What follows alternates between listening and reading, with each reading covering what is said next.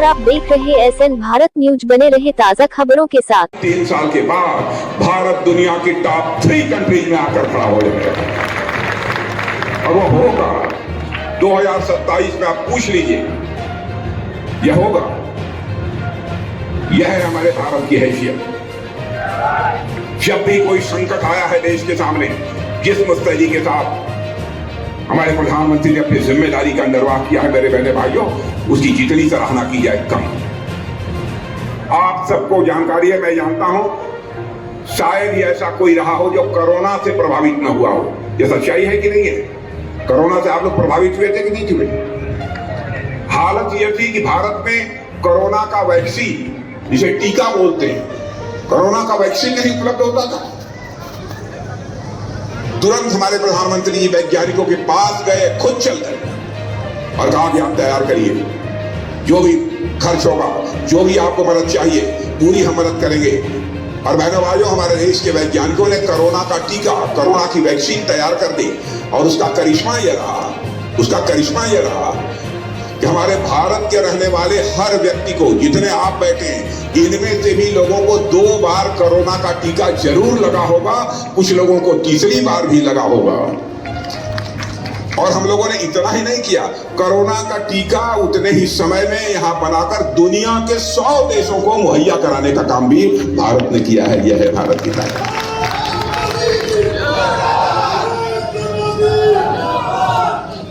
और रूस और यूक्रेन दोनों के बीच इस समय लड़ाई चल रही है। आप लोगों को मालूम है कि नहीं?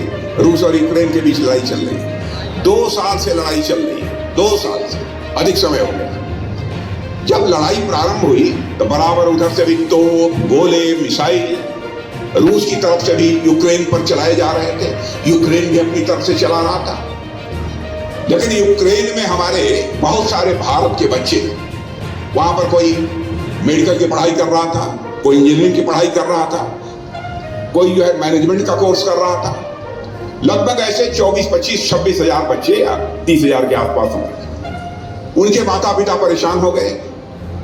कहीं ऐसा हो जाए कि हमारे बच्चे जहां रहते हैं वहां मिसाइल गिर जाए, कोई बम गिर जाए, कोई गोला गिर जाए, उनकी जिंदगी के लिए कोई खतरा पैदा हो जाए। तो मैंने भाइयों, उनका प्रतिनिधिमंडल हमारे प्रधानमंत्री से मिला और कहा, मोदी जी, चाहे जो भी हो, आंखों में आंसू भरते, चाहे जो भी हो, हमारे बच्चों को आप यूक्रेन से बाहर निकालिए।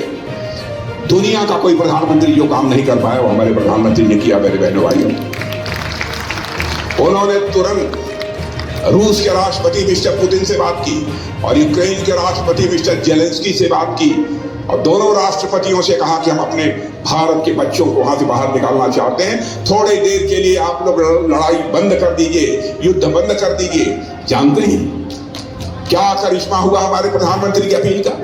कि बहनों भाइयों, 4.5 घंटे के लिए युद्ध रुक गया और 22,000 बच्चे हमारे यूक्रेन से चल के बाहर आ गए।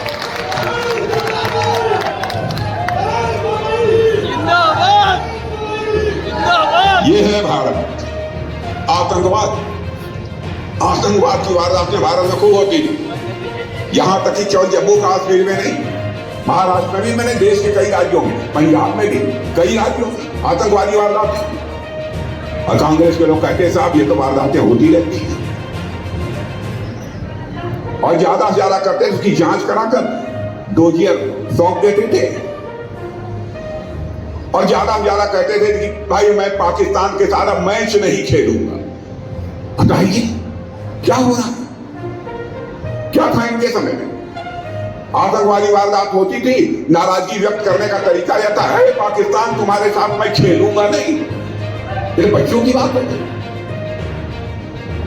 लेकिन बहनों भाइयों, आपने देखा होगा हमारे सेना के जवानों ने करके दिखाया है। आर.के. सिंह भदौरिया भी थे। हम लोगों ने यह संदेश दे दिया, भारत अब कमजोर भारत नहीं है, भारत दुनिया का ताकतवर देश बन चुका है।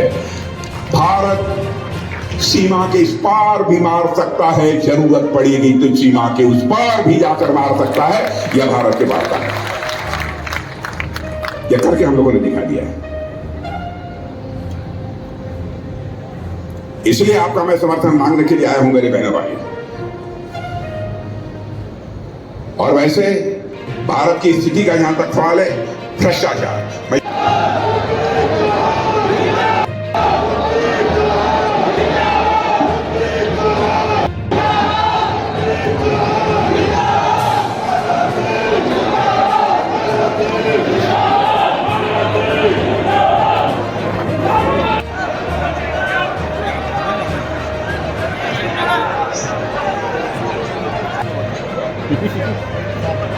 आज हमारे सामने जो सवाल है वो ये है कि हमें आगे क्या करना है।